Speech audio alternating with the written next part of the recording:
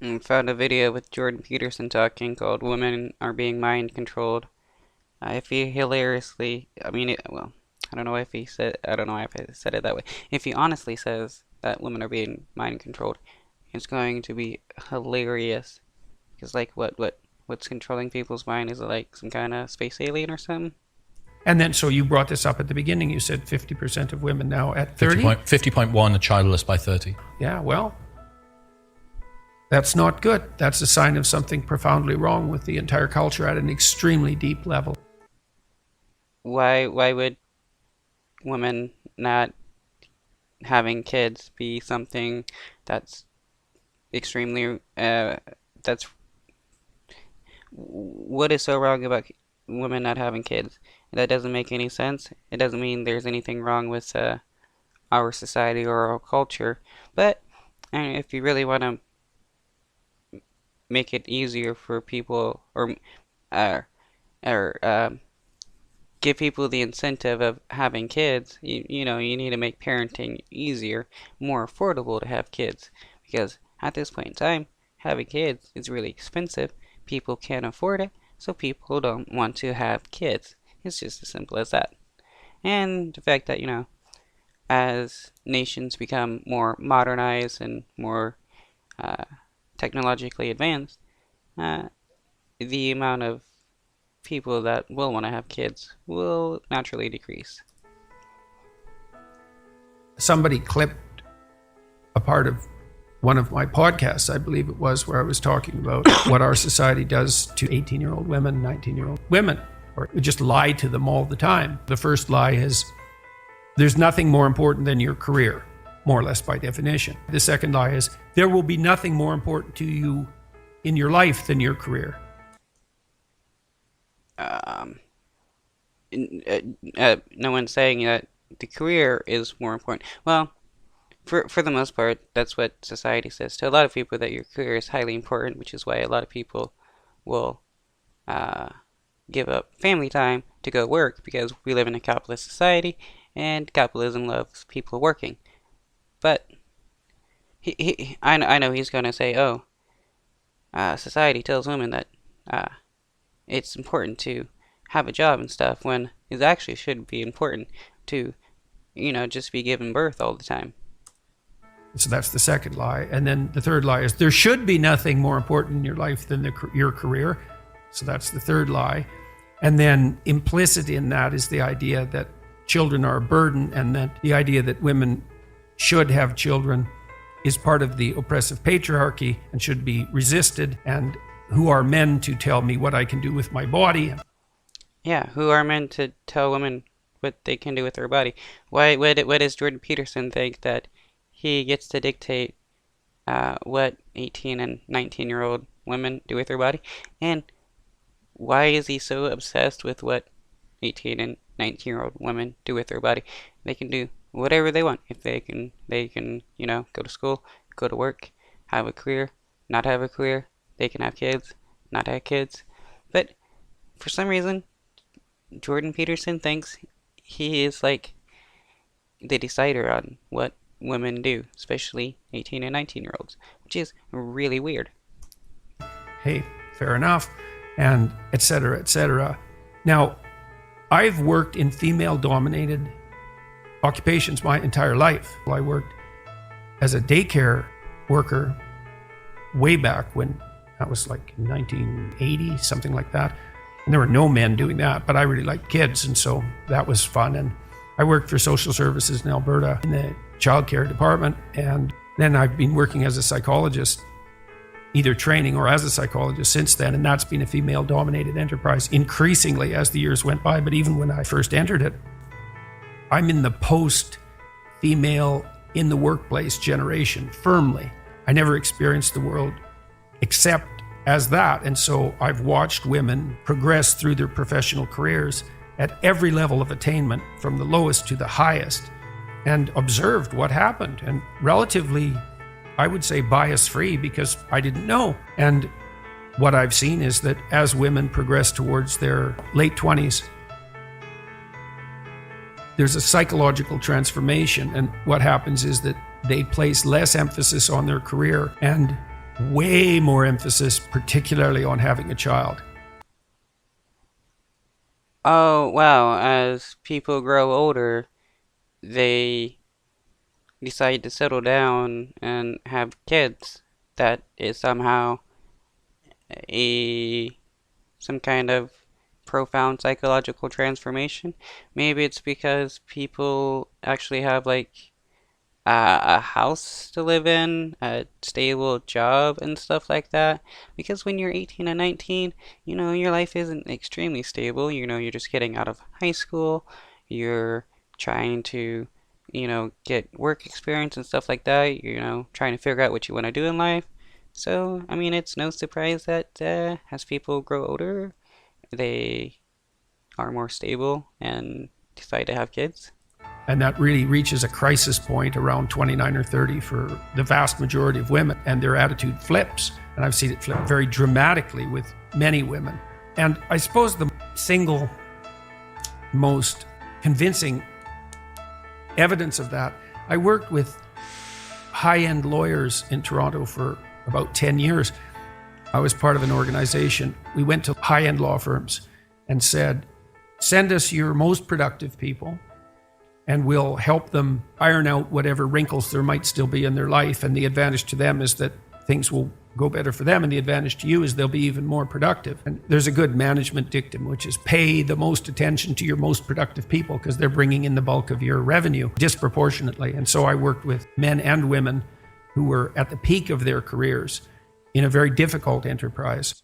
I mean, you also want to look at your least productive workers and stuff like that and see what you can do to help improve their productivity. I mean, that seems pretty logical and reasonable to want to improve productivity on all levels and with all people. And so these were women who were generally very attractive, well put together physically, pretty stable psychologically, extremely conscientious, very, very smart, and high achieving from junior high all the way through high school, university, law school, onto the top firms, rocketing up through the ranks, full partnership by the time they were 29 or 30. All the women bailed out, all of them. The law firms couldn't keep them. And I talked to the women a lot about this because I was very interested in it, because I knew the law. What law firms is he talking about? Because I'm curious as to what's the reason that these women didn't want to stay. Is it because of like harassment and stuff, or is it what? Because is it like he's trying to claim like they end up getting baby fever at like the age of 29 and just quit their jobs to have kids? Firms were bending themselves over backwards and tying themselves into knots trying to retain these women, because why wouldn't they? Just being greedy capitalists is enough. They don't want to lose their high-performing women because they're performing at the highest level, and they couldn't keep them. The women wanted to have 9-to-5 jobs. They wanted to bind the job so they could have a life, and that was especially true once they got interested in having a child or had one. And Oh, wow. Okay. So they wanted a certain schedule so that they can have a life and raise a family, and the law firms wouldn't want to adjust to that, so the people quit. And it's the law firm's fault. what they really came to was a very interesting realization. So because they were highly conscientious women, they sort of did their duty and worked hard and diligently and didn't pop their head up to ask questions. They were in junior high, they got the best grades. They were in high school, they got the best grades, and so on, right till they reached partnership. But that's sort of an apogee, right? You hit partnership in a senior law firm, it's like you're at the top of your profession. Well, then what? Well, so then they looked around and they thought, here I am with all these like hyper-competitive men, perfectly willing to work 80 hours a week, nonstop, to stay at the top. What the hell are they doing? Because that's the real question. What is it that characterizes this small percentage of hyper-competitive men? You can assume that that's how everyone should be, but first of all, that isn't how everyone is. Or you can flip that and say, well, there's only a small minority of human beings that are willing to do this, to work flat out 8 hours a week. They're certainly being paid for it. Let's make no mistake about that. But well, what about the rest of life? Yeah, there's only a small percentage of people that are workaholics and that will spend like 80, 90, 100 hours working and stuff. But yeah, you don't have a life when you're working that many hours, and not everybody wants to just have their life revolve around work. That makes a lot of people unhappy, which is why a lot of people want to find jobs that has a flexible schedule so that they can have a life, especially if they have kids, because uh, oddly enough, in our society, having kids is important, but when women have kids and want to work, it's somehow bad. But uh, uh, I kind of lost my train of thought there. Well, that's what the women asked. Why am I doing this? And that's a great question. Well, for men, there's a different answer than for women. It's a really different answer. And it isn't like the men are exactly thinking this through. It's more like this is an integral part of male motivation. The more successful you are as a man, the more women like you. It does provide women with a lot more opportunity on the economic front. No, not always. I mean, not all women are just wanting a guy just because he has money because that gives them a better opportunity. There's a lot of women that seek men for other reasons, like maybe they're nice and funny and stuff like that. Maybe they're not a right winger with the toxic ideas about how women should be traditional and stuff like that. There's a ton of reasons. It does decrease their dependency on their mate in relationship to economic security.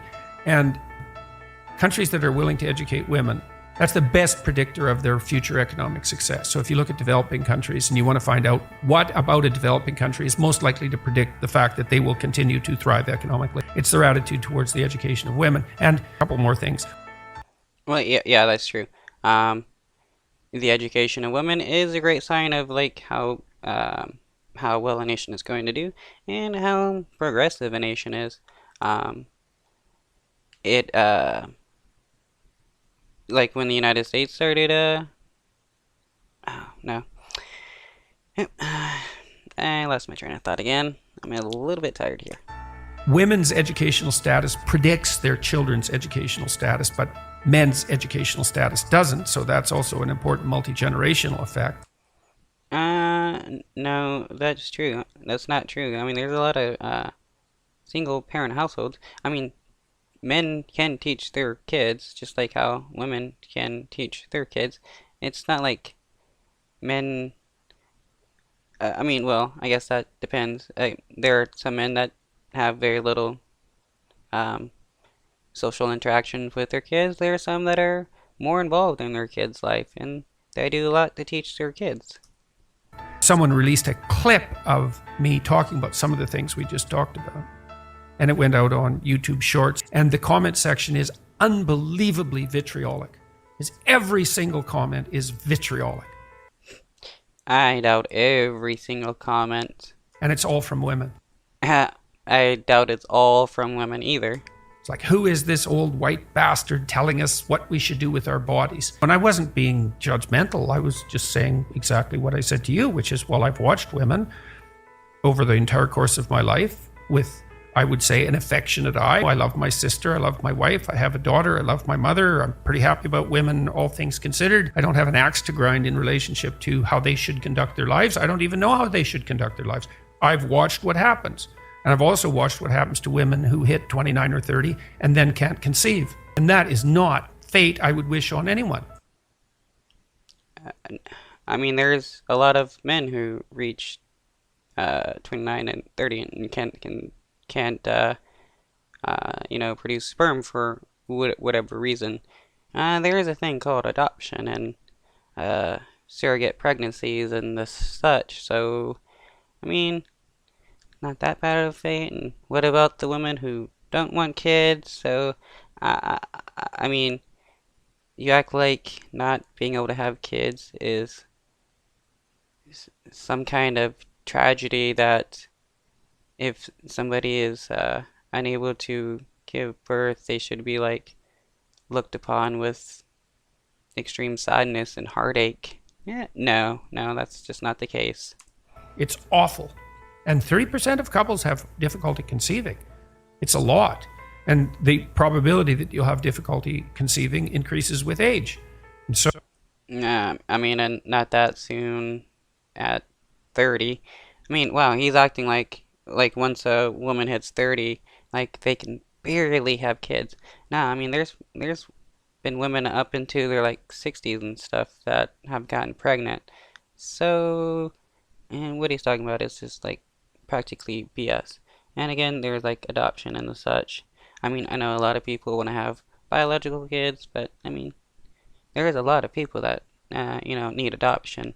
It's pretty sad that there's a high number of people that age out of adoption because they end up getting too old. Nobody wants you know, a preteen or a teen, so they just get stuck there. so it's very interesting to me to see how vitriolic those comments have been and how uniform that is, because usually on my YouTube channel in particular, 95% of the comments are positive. And this is completely the opposite of that.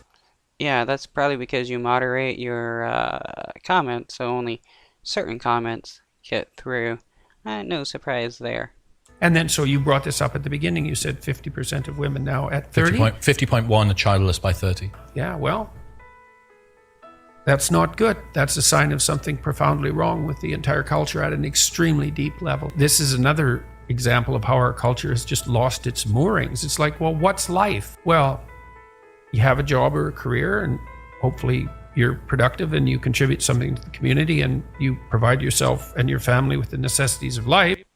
Yeah, you can contribute to your community and society without having kids. You can go out and help people. You can volunteer and do stuff. You can, just not be a menace to society. You can just live your life and be a good person. You don't have to have kids. That doesn't make somebody a good person, having kids. If that's a quarter of your life or a third of it, something like that, you have an intimate relationship, you have a family. That's life. And if you don't have one of those, that's 1/3 of your life you don't have. Now, And anybody can be your family. Family doesn't have to be blood related. You don't have to go out and, knock up people in order to have a family. And people you choose can be your family. And if you don't want a family, I mean, that's not bad if somebody doesn't want to have kids. If all they want to do in their life is work, fine. If that makes them happy, that makes them happy. people, maybe they're doing so well on the other two fronts that they can cope with not having that. Or maybe they're doing so well on one front, they can cope with not having two of them.